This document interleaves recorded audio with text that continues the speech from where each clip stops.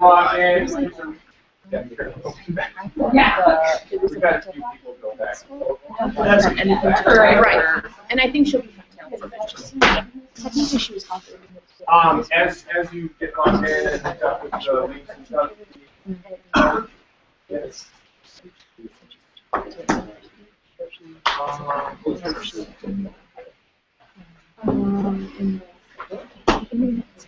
Yeah, I think it's going down the schedule tab.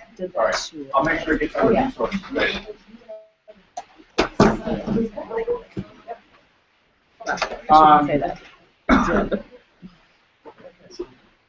Give you my disclaimer. This section is being recorded. Trying out a few things. The camera's over here. Microphone's over here. I am broadcasting this on Google Hangouts live on air. Anyone ever heard of that? Okay. It's awesome. You can live stream anything for free. And in the next session this afternoon, I'm going to talk about different ways to use that within a school to connect to community members. But for right now, I'm just recording it so that people who aren't here who want to see things can go back to it if they want. And just try it out. So, pretty much. Did you go?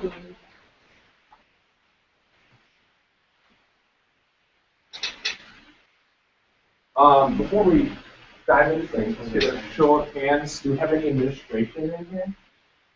No. Okay. Whoa. All right. He's quasi. Principal? Half and half. Sweet. Half teacher, half principal. Okay, right on. So he's like Luke Skywalker and I love that analogy. I appreciate that you said that. I wish I would have included more Star Wars references in my presentation. But yeah. Elementary teachers? Awesome. And middle school? No, keep your hand down. And high school? You're special. Anybody do like middle school and high school? Awesome. Okay. I do that. This is my classroom. Middle school hallway, that side. High school hallway, this side. I'm going to have my back to you a lot because... Okay, we're going to start things.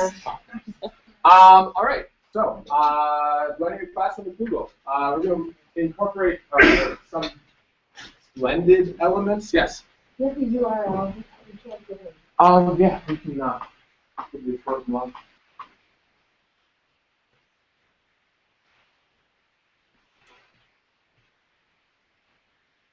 All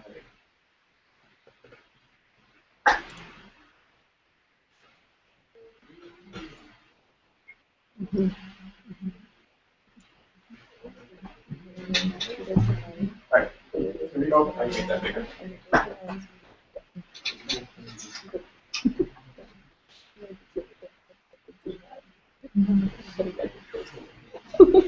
Nice.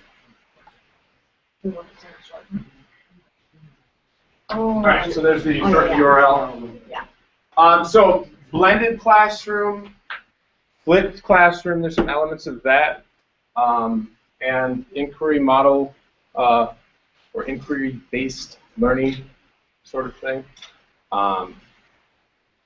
Aspects of all of those are going to be incorporated in this. It's not like pure blended or anything like that, like a reference. So yeah, are we good to go? All right. So introduction, who is Travis Bassett?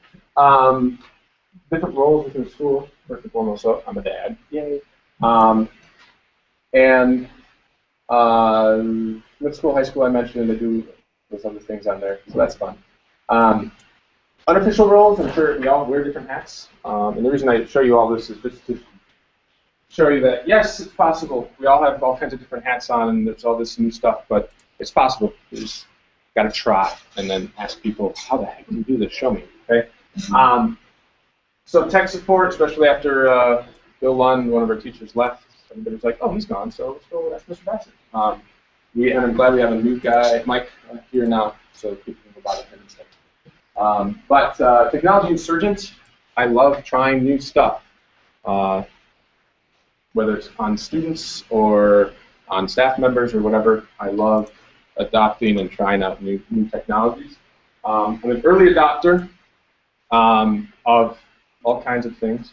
This is one of them. It's called a Maestro. It's a mouse. It's on your finger. It can do everything that a mouse on your desk can do.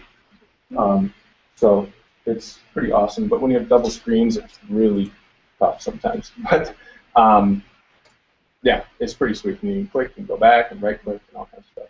But I like gadgets. My wife doesn't like that I like gadgets. I just was on Kickstarter for a cooler. Super blender. You saw that? Yeah, it's kind of awesome. Anyways, okay, so I'm a graduate of Amherst, and I went to Viterbo University. We got all those kinds of academic stuff. So that's fun. All right, Google disclaimer. I believe, well, what I always tell people, I have drank the Google Kool-Aid completely. I'm in whole hog, and I believe that Google can make everyone's life better. There's that whole privacy thing, but I'm over that. And in no way am I endorsing or getting paid to endorse. Although I am endorsing, I'm not getting paid to endorse any of these products. So I'm like, hey, I use this; it's really great, and it's better than these other ones. Okay, it works for me. So blended. Your understanding of blended? I kind of gave an overview. Has anyone ever taught a blended classroom? Sharon. I do it through the Urban Network. Okay. And I taught marketing last year. I don't remember now, but every other day I've seen the students online.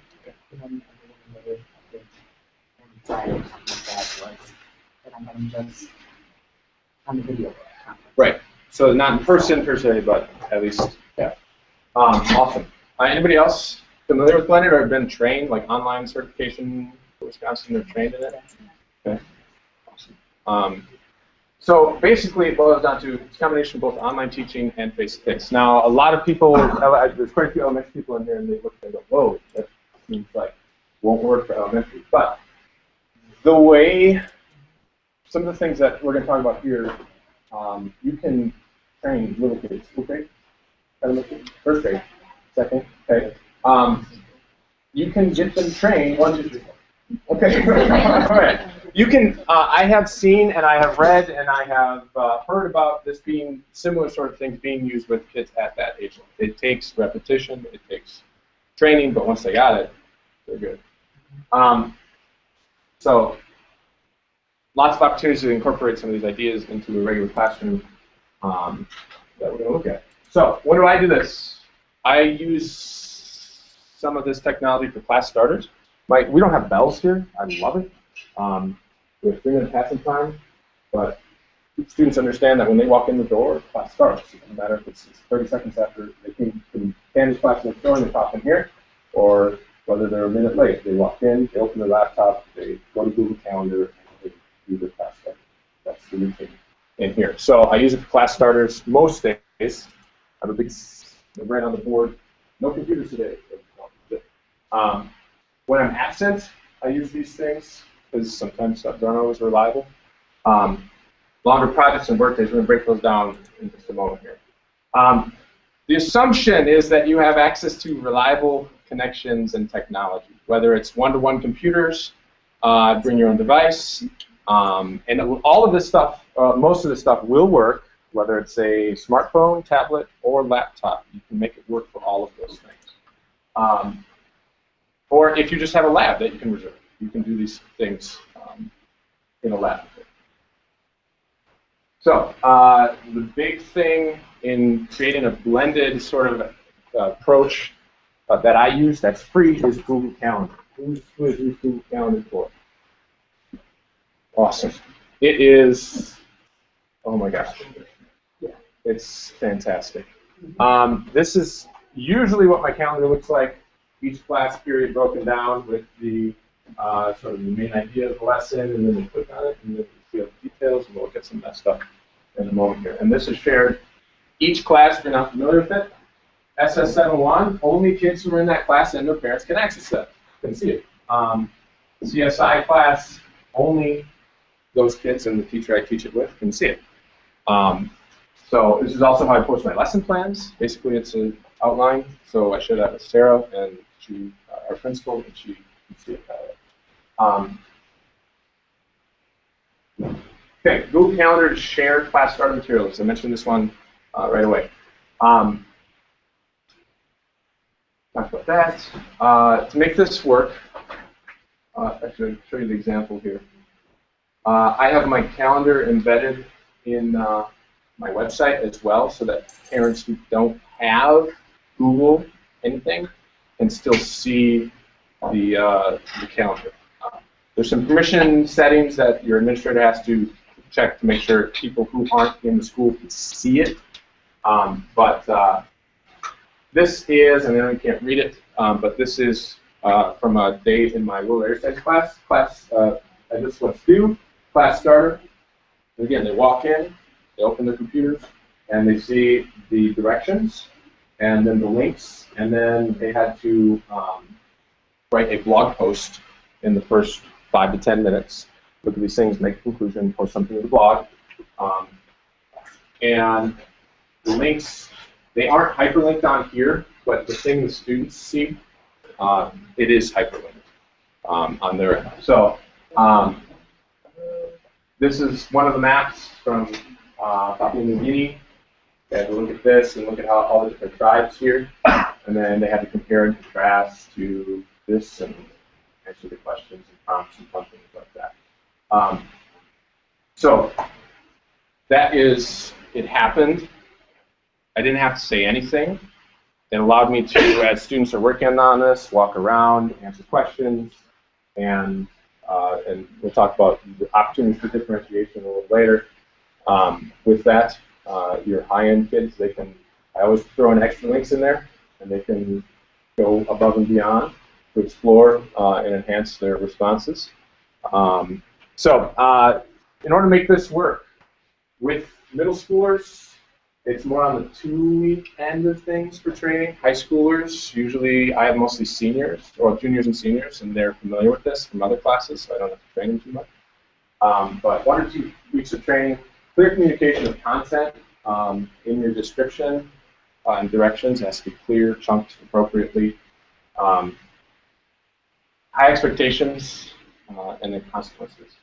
So not as a rubric for the daily blog posts. If we do blog, they know that this, and this are expected. I think they're high expectations. And the consequences, you got to follow, especially in those first 2 weeks. If they come in or they don't have their computer charged, that's the big thing. Who is one-to-one in this school? Anyone? Okay, freshman. Wisher? Awesome. Anyone at BYOD? Anyone best? No? Okay. Yeah. D. I said D, right? So I have students come in, oh, I didn't charge my computer last night. Well, how are you going to deal with that? Or that they are doing something else and they haven't completed the assignment. So it's a very active, moving around, looking over shoulders sort of thing. But with anything, obviously, following through with those consequences. If you do it in the beginning, there's no problem once you get going after those first few weeks. Usually, except for the little rotten ones. No, they're not rotten. It's just different. Can you give us an example of what it's not not charging or? I keep a tally, the not charged ones, if it, and I don't have, I word it very loosely. If you consistently show up to class without your device charged and ready to go, then you will get an office referral. I don't dock points or anything like that. It's a behavior issue, and you deal with it that way. And I keep a tally in Skyward comments if they didn't if they didn't do it, usually answered in there, or if they make a quick comment in there, or write it down and hopefully remember to enter it later. And if it's 2 times, 3 times, usually at that point, that's when I give them a final warning and then an office referral on the next step. And we do, it's convenient. I have a cart of middle school computers in here, so don't tell Mrs. Anderson. But sometimes if a kid doesn't charge it, I make that tally or that mark, and then I say, okay, we'll have one. Or we're not supposed to let them charge here, but sometimes we do because I got to do it. Or I make them, or I quick print off the task for the day, hand it to them, say you're doing this on pencil paper. So you deal with it as behavioral, not as right, I don't dot any points. So, so any other questions at this point? Yeah. And the whole Google Calendar thing, if we're going to keep getting back to it, if you haven't used it, we'll have time to play and use it. And if you want, I can show you. Well, I will at some point here show you what the administrative or the administration side of it looks like. So I don't know about your district, but our district subs are not always the most reliable. I love people who substitute teach. I could never ever do that because children are cruel to them. Sometimes, okay? But sometimes subs don't always do what you want them to do, and it's a wasted day because they take the kids on a tangent. Or this comic is a substitute teacher. Folks, I'm Mr. Pierce, and I'm covering for Miss Wells today. All right, no work, the kids say. I always use the old carrot on the stick method of subbing. Tell you what, Miss Wells left some worksheets. If you do these for half an hour, I'll give you a free drawing lesson in the last 20 minutes. Okay. And then, so you see, Homer Simpson's is basically 5 circles. Homer Simpson. I don't like wasting class days, as I'm sure all of you are on the same page with me on that. Solutions to that. Record your lesson. You can screencast a lesson using these different tools. I use Screencast-O-Matic. It's super duper easy. Who's familiar with the screencast? What it is? Okay. Who of those who has done one before? Okay. Screencast is recording a video of what's happening on your screen with audio and video included. There are some applications. Screencast-O-Matic is you can record what's on your screen, and like when you move your mouse, it creates a little yellow trail, and so they can keep track of where it is. When you click, it does a blue explosion. And in Screencast-O-Matic, you can switch between your screen and you, so you can have a video of you explaining things. I use this when other teachers email me, hey, how do you do this? Because explaining, oh, first you go, it's in the upper left-hand corner, and then you click on this, and it is really annoying, and it takes 20 minutes, whereas I can do a screencast, click here, click here, click here, click here, boom, upload, send, 2 minutes, okay? So screencasting is one way to do this, and this is sort of a flipped idea. You could do this even if you're not going to be absent. You can record your quick lesson. Hey, I want you to do this. Here's some links. Go to this. Click here, explaining things to your students, and then put it on your calendar or email it to them, and then they can click on that video. Depending on what's blocked and what's not at your school, you have to choose an appropriate video hosting site. YouTube would be ideal, but some schools have that blocked. So screencasts are pretty awesome for lots of different things. And if you really have a pressing student question, student says, I don't know how to, I'm having trouble opening this. If you can teach your kids, now obviously at the lower level this is going to be a little more difficult, but middle schoolers, high schoolers, if you teach them, Screencast-O-Matic is free. Anyone can do it. Snagit is free.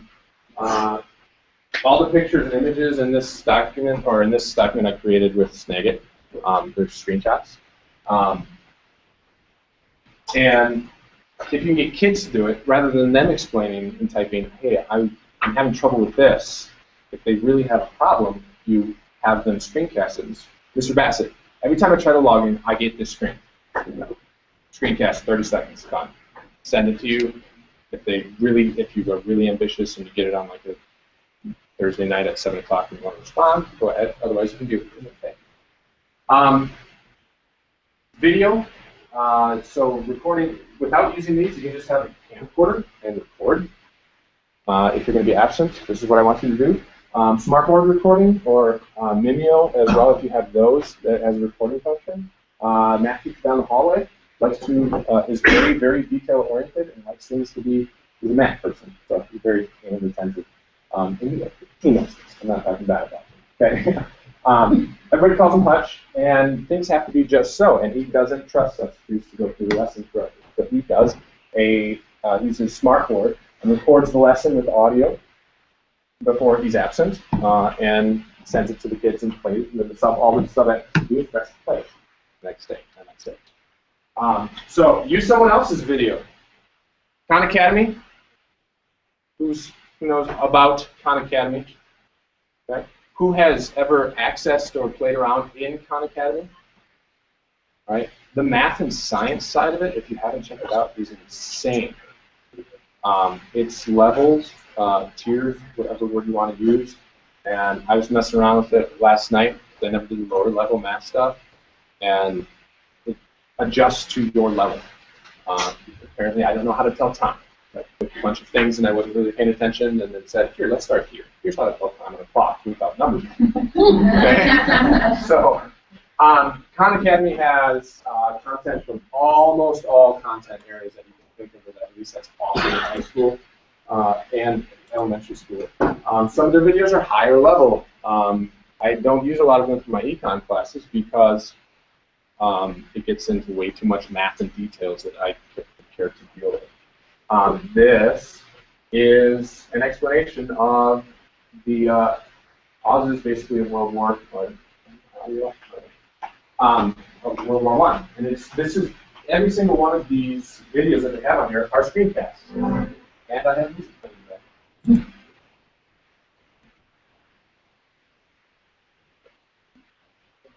What it looks like, especially what modern Europe looks like.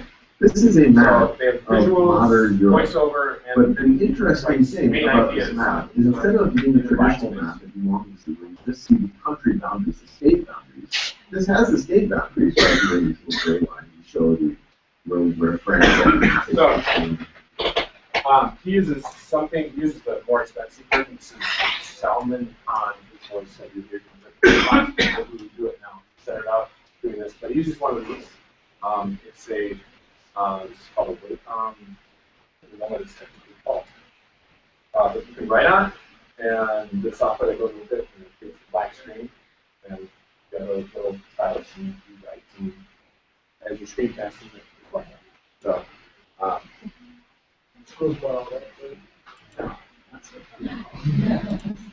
this is Kickstarter. That was Amazon.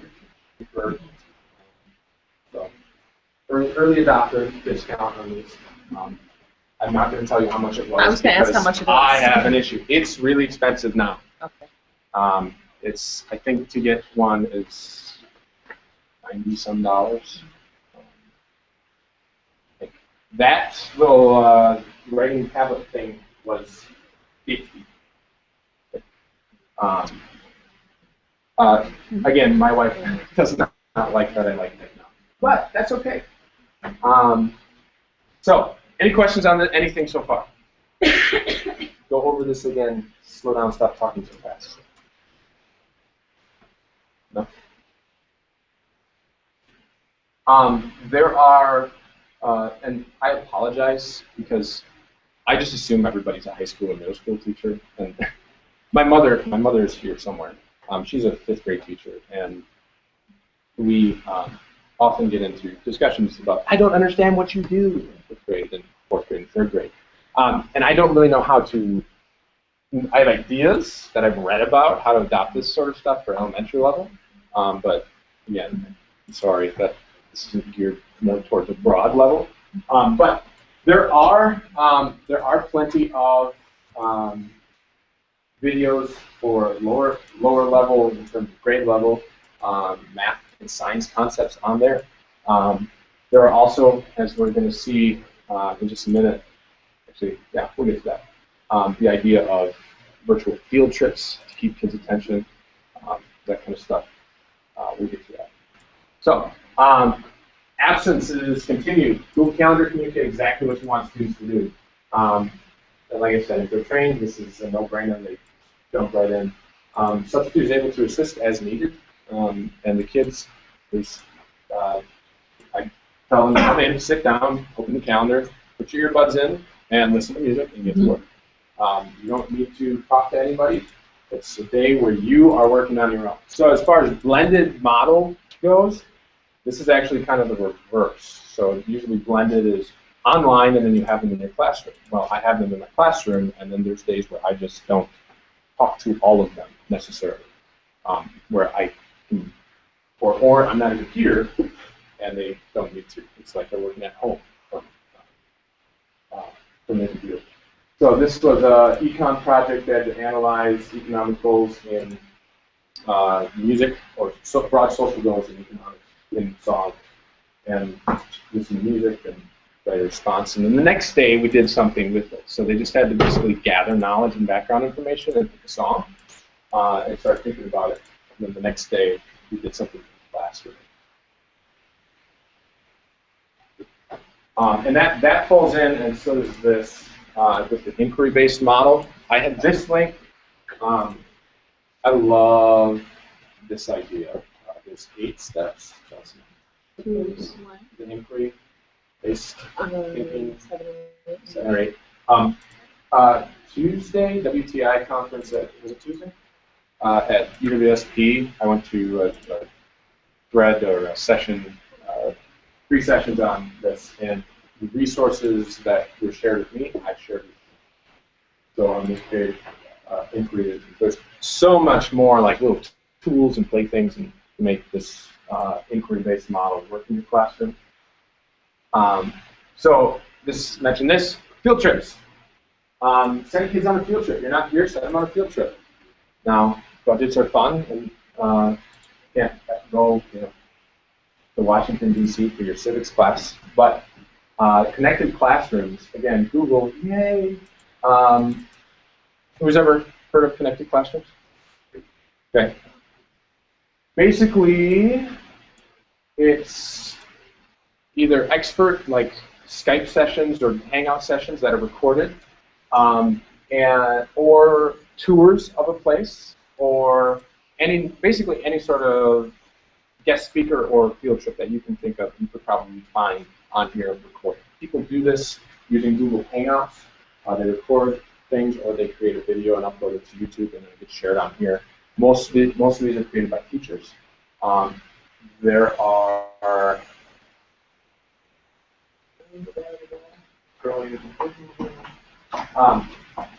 we're looking at one on Tuesday. It was a music class.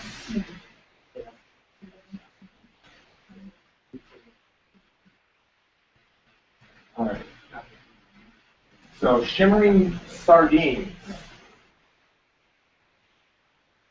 So sardine fun, and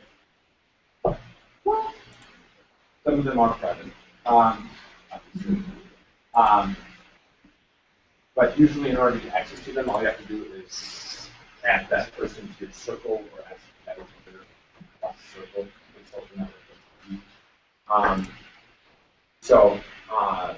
But there's schedules here, short descriptions.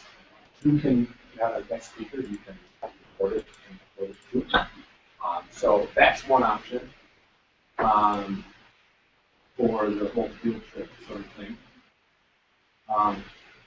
Another one is, has anyone ever sent kids on a explore this historical site or thing? Okay.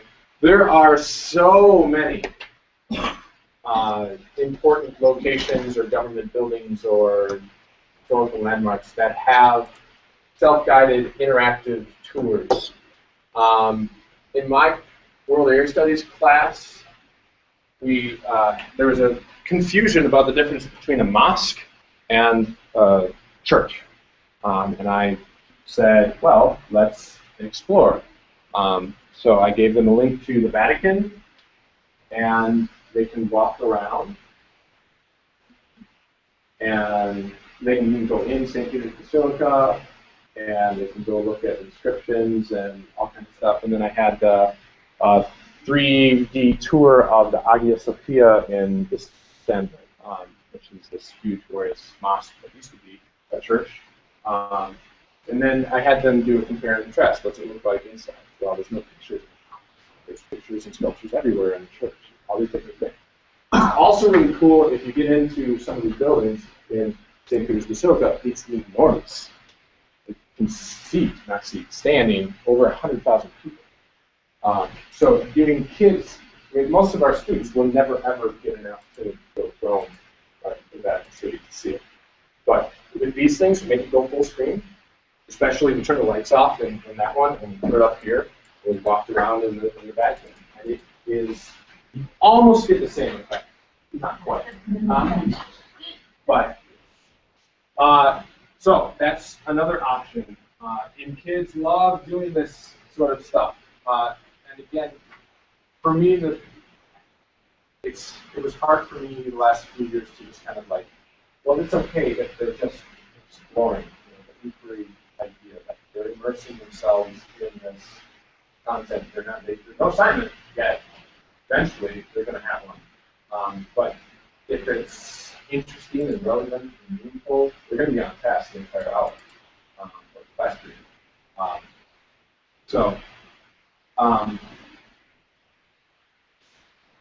Yeah, and like I said, there's all kinds of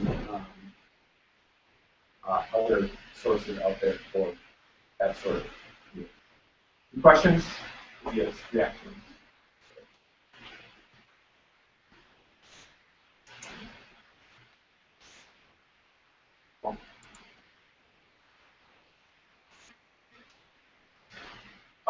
Long projects, and this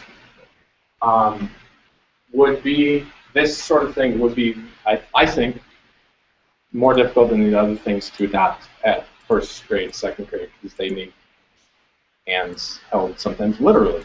But if you have trained your students and they're a group of students who can actually work independently, this option is pretty awesome. I did the example I'm going to use my econ film project. First quarter, we did all the background information on here's all the words and terms and terminology and application and reading these things and whatever. The boring stuff. Second quarter, they got into teams and they had to create a documentary on a local business and all these different things that were related to economics, decision making, scarcity, shortages. They had to incorporate all these things into the documentary. It had to be at least 6 minutes long, and it was the entire second quarter. And then we had a big film festival. Basically, the second half of second quarter, I had maybe 6 students in here. Otherwise, they were out at the library doing research in town or interviewing somebody in town. We walked down to the car show grounds or car show building and interviewed people there. And all I had was, and I'll go to the next page and come back. This is my calendar for economics. Okay, you should have this done by this day. You should be working on this. You should be kind of pacing. Okay, I might not check in with you today, but just so you know, this is where you should be. And I was terrified at first of doing it that way, but it worked. The kids embraced that independence, and I kept, this is not from the project, but keeping up to date. Okay, today, by the end of class period, I want you to fill this out. Okay, just a formative assessment, where's your understanding, or I had one for where are you at in terms of what do you need from me, what else are you looking for, that kind of stuff. And then I get those, and I can look them over, and then send emails with resources or follow up face-to-face. This is an example of segment. I show this one because it was awesome. This was the best one that the kids did, and I told them, I'm going to show this to everybody I possibly can, and you're going to make me look really good. But this is a group with a student in it who really liked editing film.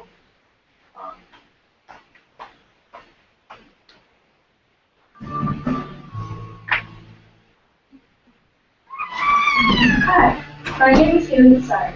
Aubrey, Tony, Haley, Sam, and I have decided to form a team and research the grocery shopping aisle. We've gathered information and found out all there is to know about the grocery shopping habits of Iowa, where the people of Iowa shop and why.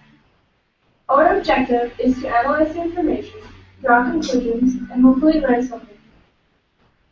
First things first, we need to ask people where they shop for groceries. So we asked the closest veteran grocery shoppers we know. Our parents. Aubrey's mom, Cheryl. So, you get the idea. This was obviously an economics project, but as far as other skills. They had to work on interview skills. They had to figure out how documentaries were made. How they speak on the video. They either shot it. This group shot most of the video. They use Tony, the film nut. This really $1,000 expensive camera. But kids were using cell phones, tablets. I let them use my tablet. Yeah, and all kinds of skills related to converting files that don't work with this computer, so they had to, and uploading, and there were so many things that went on. Yeah. So what kind of film editing? On their laptops, everybody has Windows Live Movie Maker, which is adequate. YouTube has a video editor. I did not know this before Tuesday, but every single video that you've uploaded to your channel, you can grab and piece together all online, and it's free, and it's awesome. This, not exactly this, but Lonnie, did you do that with the? I did. There's the kids reading the kids, and was that lower level?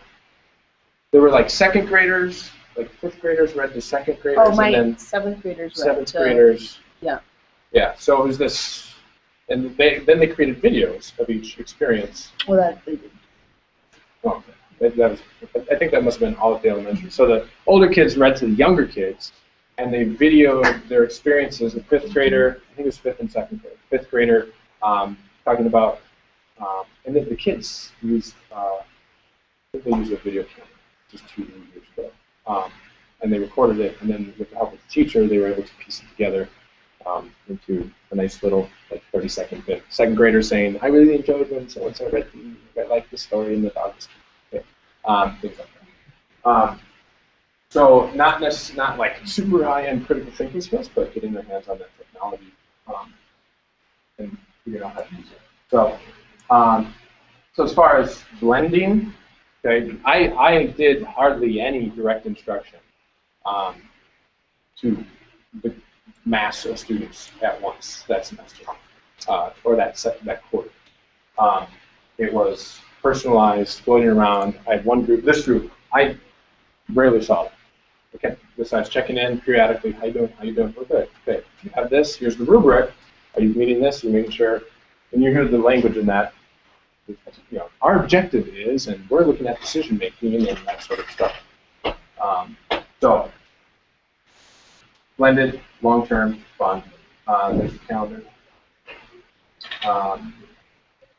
So work days in class. When this allows for differentiation.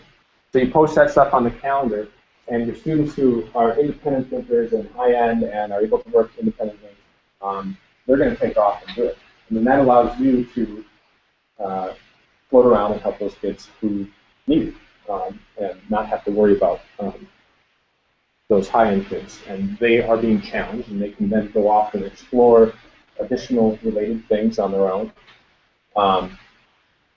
And the skeptic is always, yeah, right, they're not. But if you can create an atmosphere where learning is the important thing, the grade is not, which is super duper difficult, they'll do it. That's not easy.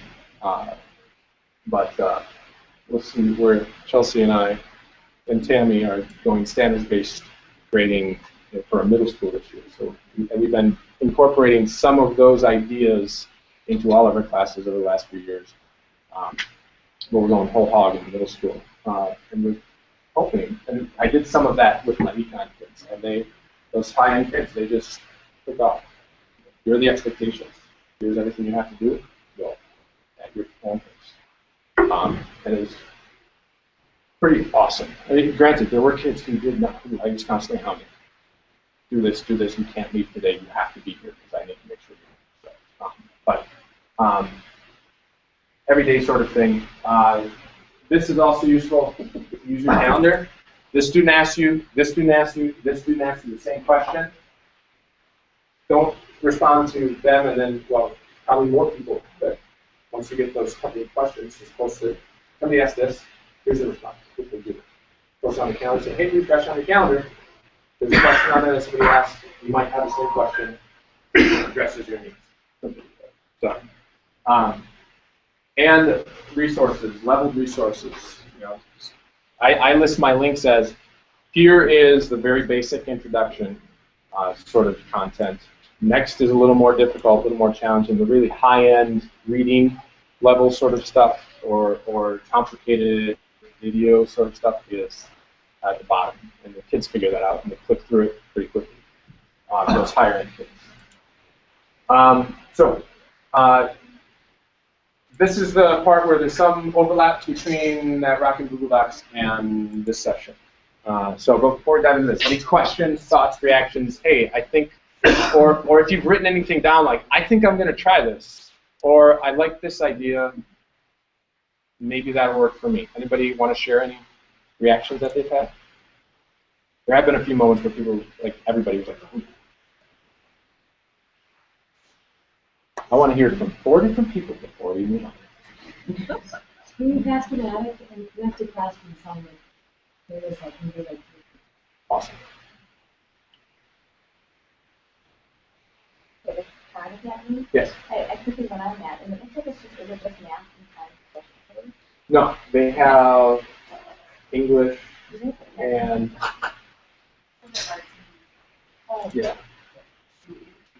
The math and science are very, very well developed and have that leveling sort of thing, and activities, and it tracks your progress and adjusts to your errors, like map testing sort of thing. The other content areas aren't there yet. It's just explanation videos.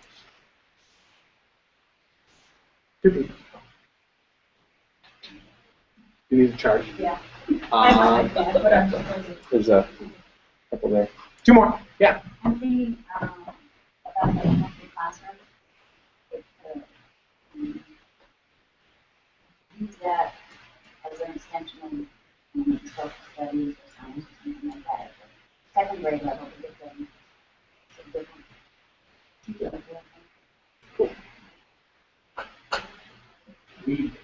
We were one of the ones in the high school last year. Where are you at? Okay. But last year we went to arts in middle school, last half. We started experimenting on it. Google, I did something with Google Docs last year. Yeah. And all this stuff was great, and we use it. But one of the things that very helpful last year I didn't expect is I teach social studies. And it asked me what's obscure question, and I don't know the answer. I'm the dumbest guy ever. But you can kind of stumble through the first time you're adopting technology. And my kids took it, adapted it easier than I did. If I didn't know something, I had like 50 people. Yeah. And it was like, we're happy to have you. Yeah. It was just an odd. I'm going to comment on Yeah. that. You know, you're right. It kind of puts the whole teaching thing into a different perspective, that you're also the student. I know there's a couple like technical things that I couldn't quite get, and the kids would fly with it, and pretty soon they'd kind of be taking over and helping one another, and right. it's pretty phenomenal. Well, it's that transition. I mean, that was difficult for me going through school, and I thought I was going to social studies teacher. I mean, awesome, and give great lectures. That sage on the stage versus guide by the side, like it with computers in the hands of every single student in high school, and then we have carts in middle school as well. Our 8th graders might be getting their own to check out in the morning, check in at the end of the day this year, but they have the answers at their fingertips. It's more, let me show you how to find that and how to be safe and all that kind of stuff. It was, for me, it was very difficult. Good hand. Yeah, I was just going to say, I like this in terms of where it's focused, we focus on that, and, you know, for them to do, and I'll give them an assignment to really find information, and then we've done, I rate that site, people, so it's more guided and stuff. Yeah. Yeah. Which, you know, works well. Yeah. Yeah. In addition to connected classrooms, YouTube is the largest repository of videos anywhere. There are channels that are hilarious and funny and keep the volume down, but then there's also obviously the other end.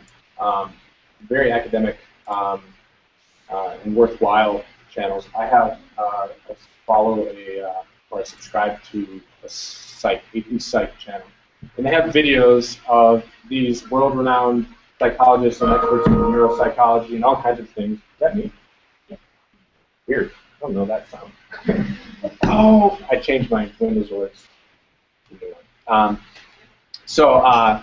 And there's all kinds of things on YouTube that work in the classroom.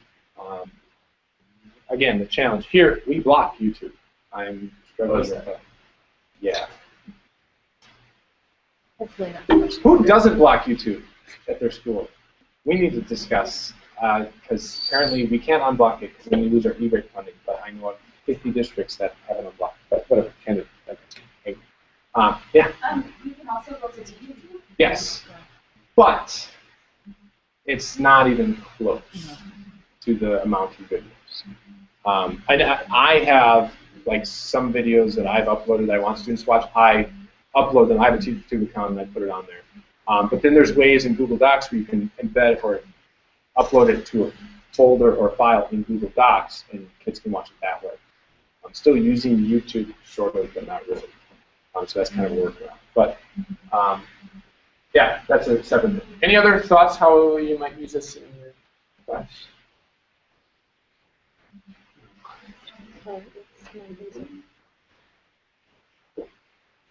So Flubaroo, has anybody ever used Flubaroo?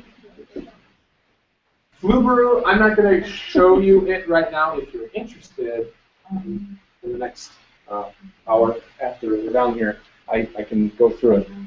It is a way for you to automatically assess very basic level understanding quizzes. So ABCD, multiple choice, fill in the blank sort of things. And it's a script or an add-on in Google spreadsheet connected to Google Forms. And I showed you that Google form. There's lots of different options. If you've never used Google Form, you can do like a free response where they can write 500 words or something. There's short response, and there's multiple choice, or they can select multiple boxes, drop-down menus, different ways to collect data. So if you have a quiz with drop-down menus and they pick, there's 10 questions and they select their answers, hit submit, it shows up in a spreadsheet, and then you run Flubaroo, and you've already completed the quiz to create the key. You run Flubaroo and you compare all your students' work against yours, and then it grades it in literally, if your internet speed is adequate, less than 20 seconds. And then you can email all of that feedback, just the numbers, to students. Click send to people who took it, and you're done. And then it creates colors, which is so helpful. Green, you got it right. Red, you didn't. And then it gives you a spreadsheet of, on this question, these people got it wrong. On this question, this many people got it wrong. And you get, and if it's 70% or more of your students got it wrong, it highlights it. So you can just go, everybody got it? Whoa, what's there? Okay, that question you didn't get. You need to reteach that. So you can literally, and I have done this, but you can give, not literally, you can almost literally give instantaneous feedback.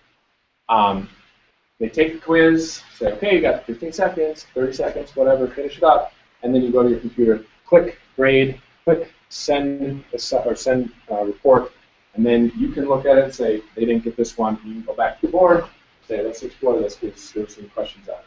And then you can figure out exactly why they didn't get it like that. And that will work. High school students, elementary, there's lots of ways to get them that form. If you're interested, you can look at that later. Backtopus. I'll show you Backtopus in action. This is for longer writing, distributed assignments. If you use Google to share things, it can be overwhelming because you said, okay, everybody create this document and write a response. Here's the expectations of the rubric, and share it back with me. And you have 30 students and 30 different names of the assignment, and it's really difficult to keep track of. That was my first year. Then I discovered this. This is this student's assignments, I click on this. All their assignments are right here. It tells me when they edited it once.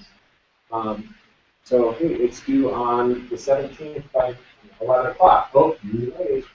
But that's a whole another discussion, changing the paradigm of when things are due. I usually just say it's due this day. I'm not going to get to it until the next day, or maybe the day after. As long as it's done before I grade it and assess it, it's fine, even if it's a moment before I had it done. I do the same thing, Travis. I say fair game for me to grade anytime after 4 o'clock on Friday. And really, am I going to sit down at 4 o'clock on Friday and grade papers? Probably not, but it gives them at least kind of a deadline. So then it gives you all those links in one spreadsheet, and here I can go into the student's assignment and look at their responses. Are you going to go through how to do it? What? Are you going to go through how to physically set that up? Yes. Later. Yeah. If you're interested, if a lot of us are interested, I'll do it up here. Otherwise, we can like gather together and I can show a small group. Okay. I did link on this. All of these go to the website with the video and the explanation of how to do it. It's changed since last year. Google, instead of allowing scripts, it now has add-ons. It's a little bit different. So if you were doing this before, it's a little different. It's actually more easier to do now, I think.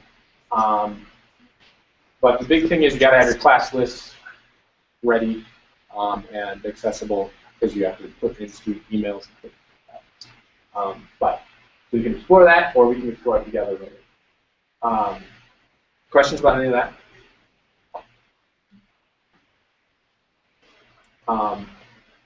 This was a lifesaver in terms of organizing students. Oh, and then you can put the scores in here, and then any written feedback that you have, and then click on the dot push and send. You can send the grade, you can send feedback, email to all the students, as long as you have their email. So you're working in one document for 30 kids. Yes, rather than having to track down 30 documents. Yeah. It's fantastic. So Gubrick, that last thing on there, is an add-on, kind of to an add-on. It goes along with Octopus. And I don't use it because I'm constantly logged into my personal and my, if you're logged into 2 accounts, it doesn't work. This is my personal account with my Lord of the Rings background. Okay. I log into it because all my extensions and stuff are with me, and then it's just easier when I'm logging in to different devices all over the place. And then I know that if something happens, I will always have that stuff with me. But you can log into dual accounts, so you just switch back and forth between them by a little icon up here in most things. So if you're logged into 2, you can't use Gubrick. But the main idea is you have an assignment, and up here looks like a little fish head appears. And students can click on that, and what drops down from Magic Land is the rubric. And they can look at it and see what the expectations are. And then when you go in and grade them, instead of using the instead of using Octopus and entering the comments in there, you can click on the little fish head thing, and it drops down, and you go click, click, click, click, click, send. And it sends that feedback to the student. You can type comments and feedback into it as well, and it will send them that. And it's pretty awesome, but I have chosen not to use it. Not because I don't like it, but because it's me in terms of multiple. So you put your own rubric in. Yes. You would upload that. Yep, you create it in a spreadsheet. This is in Google Sheets, just like Excel, if you're not familiar with that. And you can do descriptions and points, or points and descriptions, whatever, and then the different things, and then click the rubric thing, and then upload it. Okay. So, other questions?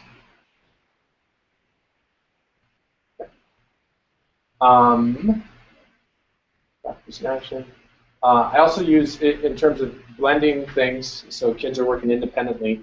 I've So, yeah, all of this, I can put links or email students, hey, this is your assignment for today. They come in, they get to work. They've been trained, they know to open this up and get to their assignment. And so again, it allows you to float around and help those students. Oh, and the other thing is, oh, this is so cool and creepy. This is live, right? So Kirsty's working on this, and Sophie's working on this, and we're all, and get up, walk around for sure, but if you don't have a tablet where you can swoop in and see what they're doing, you can sit at your desk and open one up. Okay, they're working well. Close it. Open another one up. Or usually what I do, because I'm a tab freak, I'll just click, boom, tabs. And those click through and have them open during class and go back and forth. And then in a Google document, it tells you all changes saved. And then you can go and check revision history and see when the last change was made. And say you're on one student, and it's the same thing it was 5 minutes ago when you checked then. You go and check revision history, yeah, nothing's happened. Then you can go to that student and say, what's going on? Oh, you're watching that or not doing